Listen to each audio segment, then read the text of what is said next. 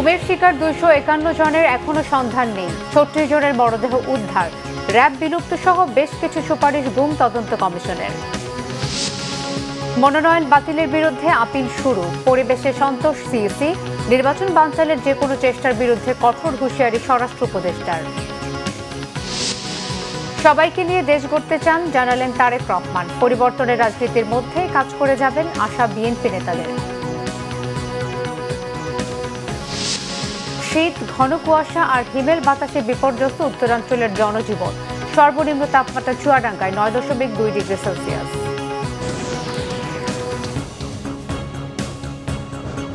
দেখছিলেন crown cement সংবাদ শিরোনাম। এবারে বিস্তারিত। দেশে সংগঠিত গুমের অভিযোগের সঙ্গে র্যাবের 25%, পুলিশের 23% ও অন্যান্য বাহিনীর 53% সংশ্লিষ্টতা পেয়েছে অন্তর্বর্তীকালীন সরকার গঠিত গুম কমিশন। র্যাবের বিলুপ্তি ও অভ্যন্তরীণ আইনশৃঙ্খলার দায়িত্ব থেকে সশস্ত্র বাহিনীকে প্রত্যাহার সহ বেশ কিছু সুপারিশও করা হয়েছে কমিশনের পক্ষ থেকে। গুলশানে গুম সংক্রান্ত কমিশন অব ইনকোয়ারি কার্যালয়ে আয়োজিত সংবাদ সম্মেলনে সার্বিক বিষয় তুলে ধরেন কমিশনের সভাপতি অবসরপ্রাপ্ত বিচারপতি মাইনুল ইসলাম চৌধুরী। তিনি জানান, ডিবি, সিটিটিসি, ডিজিএফআই ও এনএসআই সহ ব্যাপক হারে গুম করেছে। বহু ক্ষেত্রে সাদা পোশাকধারী বা প্রশাসনের লোক পরিচয়ে অপহরণ করা হয়েছে। মোট 1569টি অভিযোগ কমিশনের সক্রিয় বিবেচনায় ছিল। এর মধ্যে এছাড়াও 251 জনের সন্ধান এখনও পাওয়া যায়নি এবং 36 জনের গুম পরবর্তী লাশ উদ্ধার করা হয় বলেও জানান তিনি। এদিকে কমিশনের রিপোর্টের আলোকে গৃহীত পদক্ষেপ ও অগ্রগতির বিষয়ে আগামী 6 মাসের মধ্যে মানবাধিকার কমিশনকে জানাতে নির্দেশ দেওয়া হয়েছে। এই জন্য ওদেরকে উইথড্র করতে হবে। তাদের কাজ না আপনার সন্ত্রাসী ধরা, চোর ডাকাত ধরা, ঠিক না? তাদের কাজ হলো ক্যান্টনমেন্টে থাকবে, সেখানে প্রশিক্ষণ নেবে, যুদ্ধের জন্য তারা প্রস্তুত হবে এবং আপনার নিউ টেকনিক্স অফ ওয়ারফেয়ার এগুলো তারা রপ্ত করবে দেশে বিদেশে ট্রেনিং নিয়ে। এবং as per the police act, it is the duty of the police to maintain law and order in the country. শুরু হয়েছে মনোনয়নপত্র বাতিলের বিরুদ্ধে আপিল। চলবে শুক্রবার পর্যন্ত। এদিকে এখন পর্যন্ত ভোটের পরিবেশ সুষ্ঠু আছে বলে মনে করছেন প্রধান নির্বাচন কমিশনার এএমএম নাসির উদ্দিন। রাজধানীর আগারগাঁওয়ে ইসির আপিল কেন্দ্র পরিদর্শনে গিয়ে তিনি কথা বলেন। নির্বাচন কমিশনে আপিল কেন্দ্রে অঞ্চল ভেদে 10টি বুথ স্থাপন করা হয়েছে। এসব আপিলের শুনানি শুরু হবে 10 জানুয়ারি, চলবে 18 জানুয়ারি পর্যন্ত। এর আগে রবিবার ত্রয়োদশ জাতীয় সংসদ নির্বাচনের মনোনয়নপত্র বাছাইয়ের কাজ শেষ হয়েছে। 300 আসনে মনোনয়নপত্র যাচাই বাছাই শেষে 1842 জনের আবেদন বৈধ ঘোষণা করা হয়েছে। বাতিল করা হয়েছে 723 জন প্রার্থীর। ঢাকা মহানগরের 15টি আসনে 194 জন মনোনয়নপত্র জমা দেন। এর মধ্যে বাতিল করা হয়েছে 63 জনের। জামাতের একজন প্রার্থী সহ 2 জনের মনোনয়ন স্থগিত করা হয়েছে। আর ঢাকা 13 ও 15 আসনে 20টির মধ্যে 12টি বৈধ ঘোষণা করেছেন রিটার্নিং অফিসার। যখন নমিনেশন ফাইল করে অনেক লোক গিয়ে হাজির হয়, রিটার্নিং অফিসারের ওখানে অনেক একটু ভিড় হয়, কিন্তু it will all be over ইনশাল্লাহ। আমরা এখনো কনভিন্সড যে আমরা একদম একটা ফেয়ার অ্যান্ড ক্রেডিবল ইলেকশন ইনশাল্লাহ দিতে পারবো। চিন্তা করবেন না, সবার সহযোগিতা নিয়ে ইনশাল্লাহ। স্বরাষ্ট্র উপদেষ্টা জাহাঙ্গীর আলম চৌধুরী বলেছেন, নির্বাচন বানচালের যে কোনো চেষ্টা কঠোর হাতে দমন করা হবে।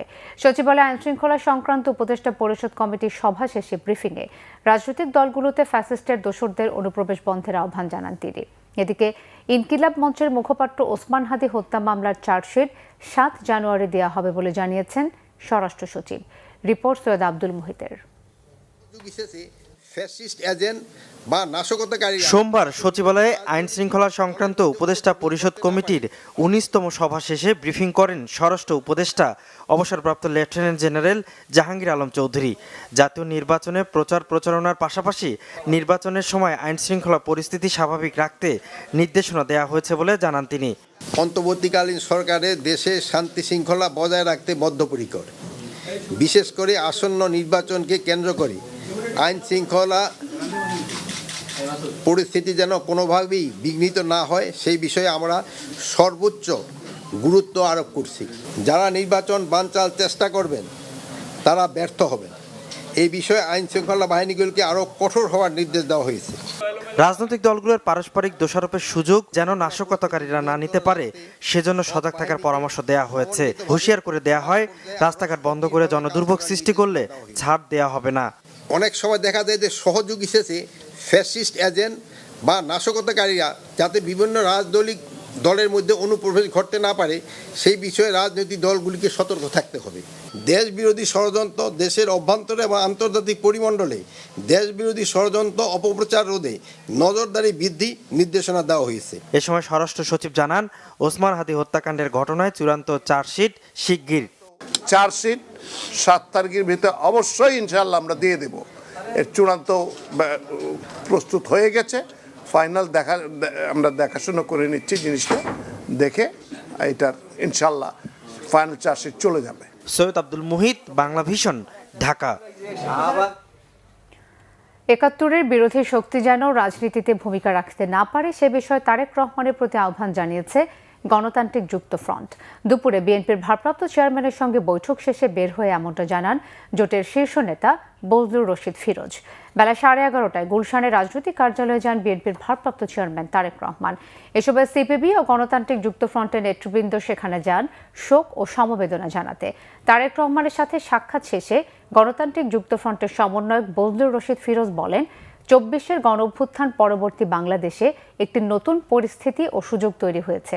সরকার ও বিরোধী দল সবাই মিলে একসাথে বাংলাদেশকে গড়ে তুলতে চান তারেক রহমান।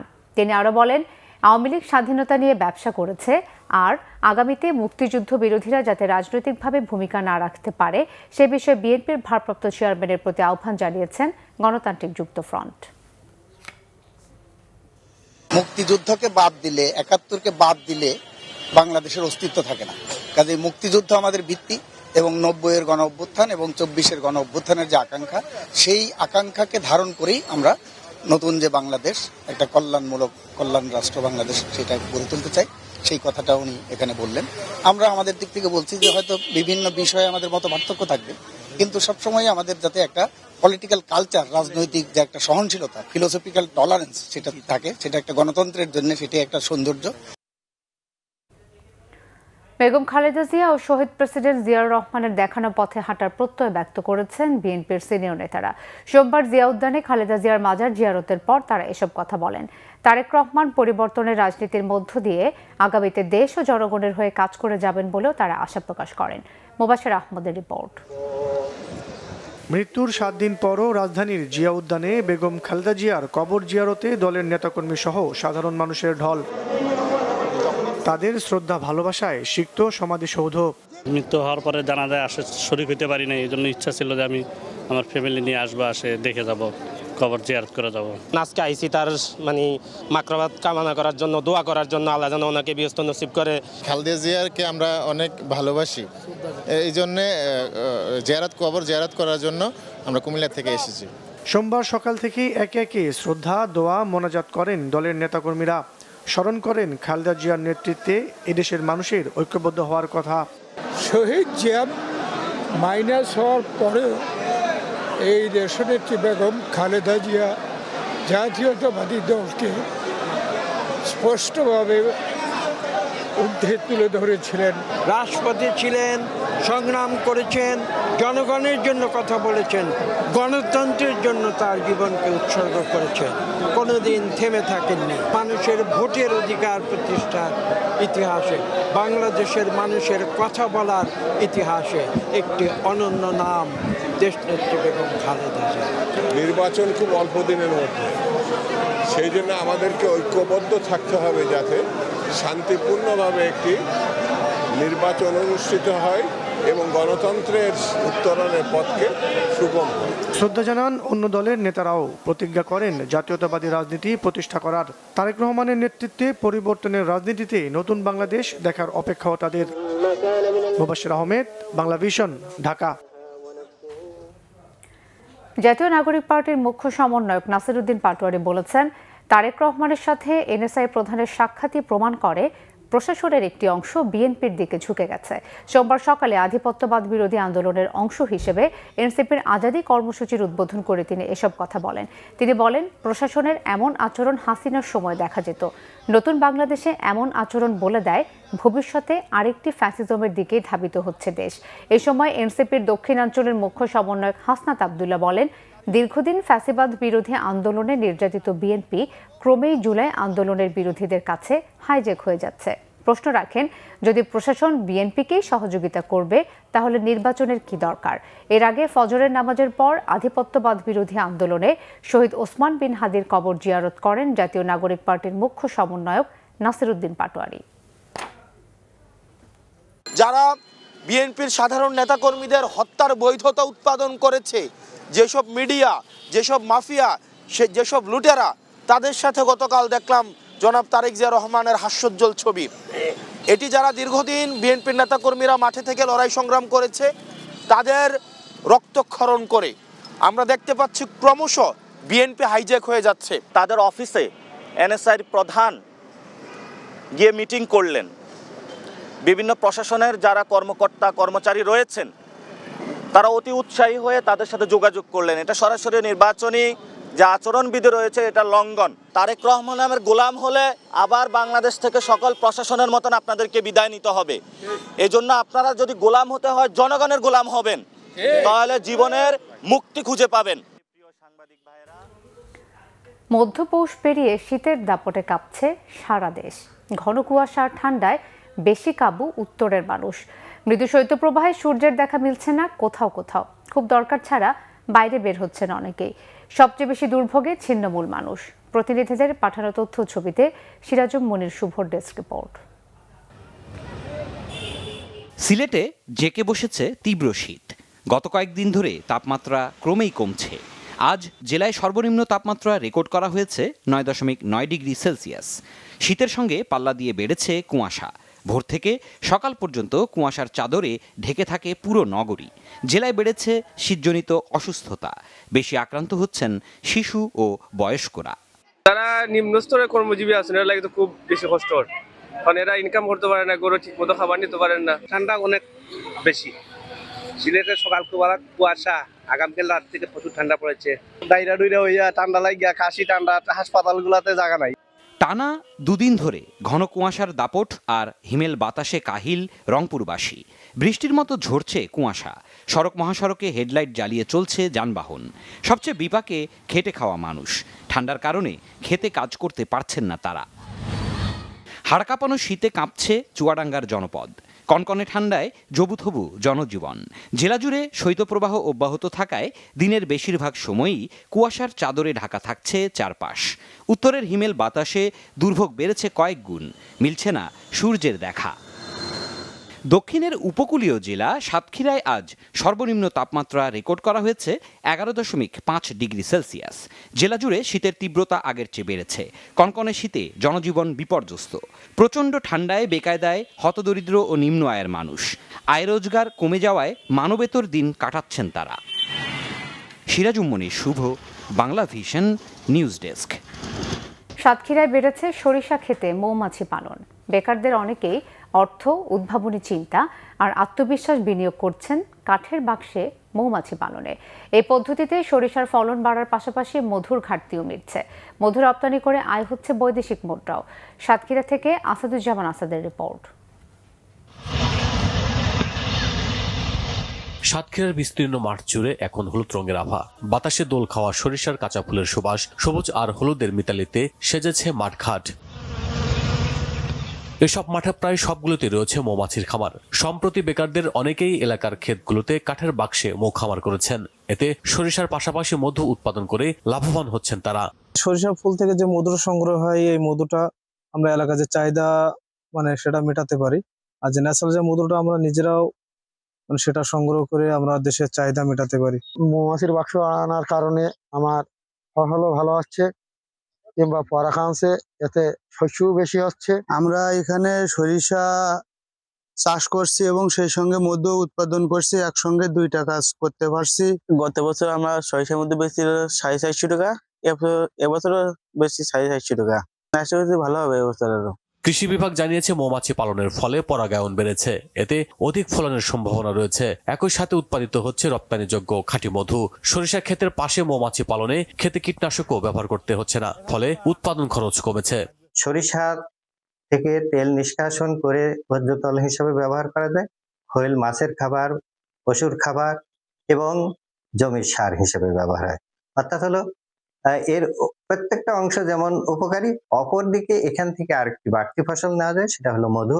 এখন মধু চাষিগণ এখান থেকে মধু চাষ করছেন, তার সাথে আমাদের ফলনও কিন্তু বৃদ্ধি করে দিচ্ছে এই মধু চাষ। ভালো লাভ হয় জেলাটিতে ক্রমে বাড়ছে মৌমাছি পালন। ক্ষেতের পাশে কাঠের বাক্স থেকে চলছে মধু আহরণ। ব্যস্ততা বেড়েছে খামারিদের। প্রতি বাক্স থেকে পাওয়া যাচ্ছে 5 থেকে 7 কেজি পর্যন্ত মধু। ডিসেম্বরের প্রথম থেকে ফেব্রুয়ারির মাসের শেষ সপ্তাহ পর্যন্ত চলবে মধু আহরণ। এখন পর্যন্ত ক্ষেতগুলোতে 6,500 মৌ বক্স বসিয়েছেন চাষিরা। মধু আহরণ করা হয়েছে 1,500 কেজি, লক্ষ্যমাত্রা 70 metric ton. Bangla vision news desk. গত 15 বছরে প্রশাসন দলীয়করণের ধারা এখনো চলছে বলেছেন সুশাসনের জন্য নাগরিক সুজন সম্পাদক ডক্টর বদিউল আলম মজুমদার। এবারের নির্বাচন আগামীর গণতন্ত্রের ভিত্তি করবে বলেও আশাবাদ তার।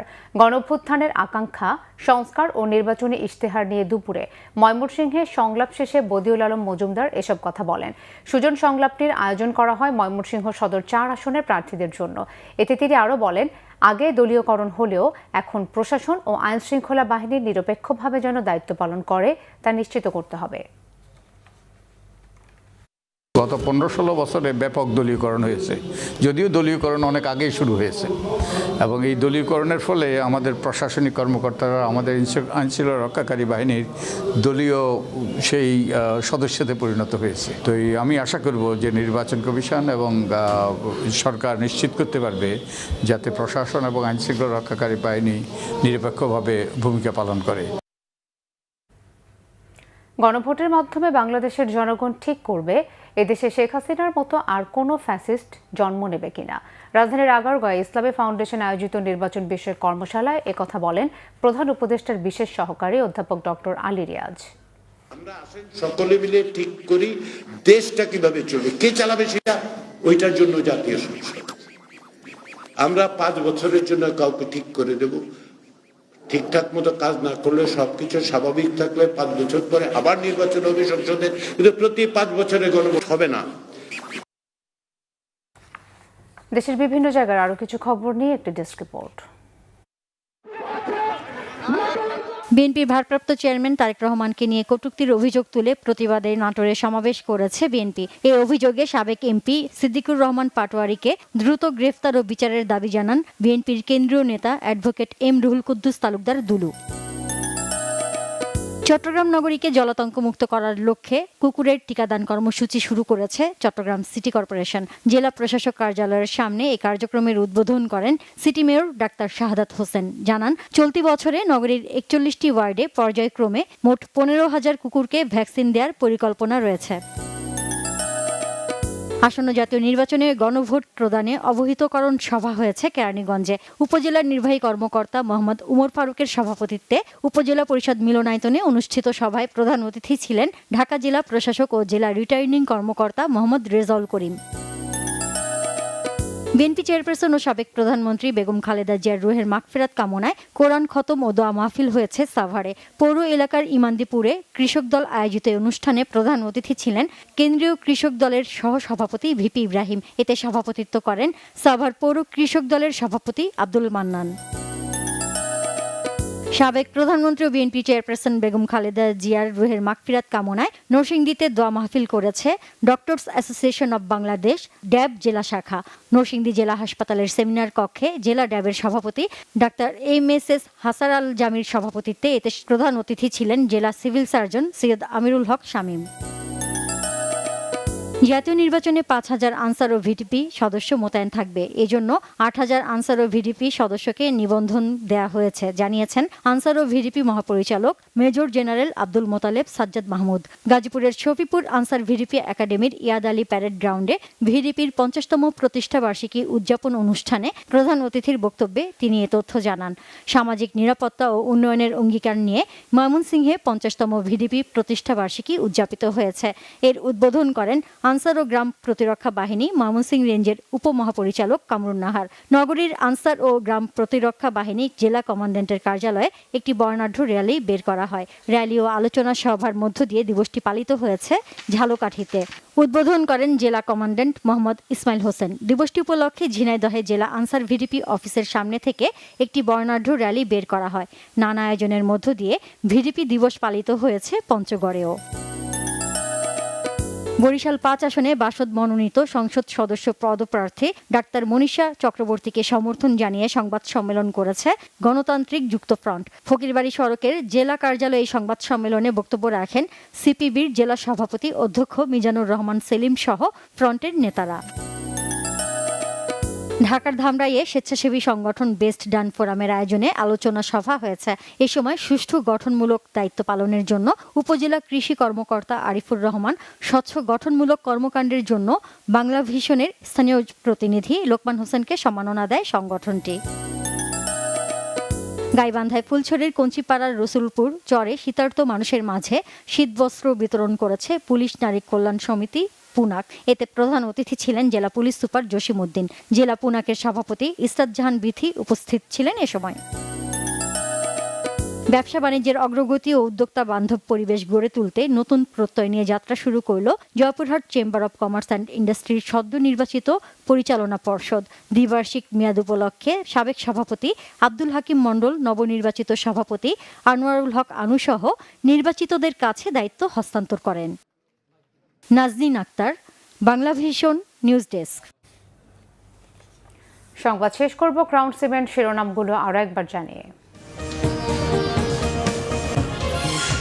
গুমের শিকার 251 জনের এখনো সন্ধান নেই। 36 জনের মরদেহ উদ্ধার। র্যাব বিলুপ্ত সহ বেশ কিছু সুপারিশ গুম তদন্ত কমিশনের। মনোনয়ন বাতিলের বিরুদ্ধে আপিল শুরু। পরিবেশে সন্তোষ সিসি। নির্বাচন বানচালের যে কোনো চেষ্টার বিরুদ্ধে কঠোর হুঁশিয়ারি স্বরাষ্ট্র উপদেষ্টার।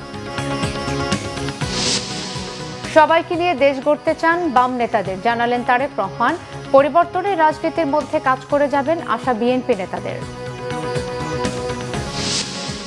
শীত, ঘন কুয়াশা আর হিমেল বাতাসে বিপর্যস্ত উত্তরাঞ্চলের জনজীবন। সর্বনিম্ন তাপমাত্রা চুয়াডাঙ্গায় 9.2 ডিগ্রি সেলসিয়াস।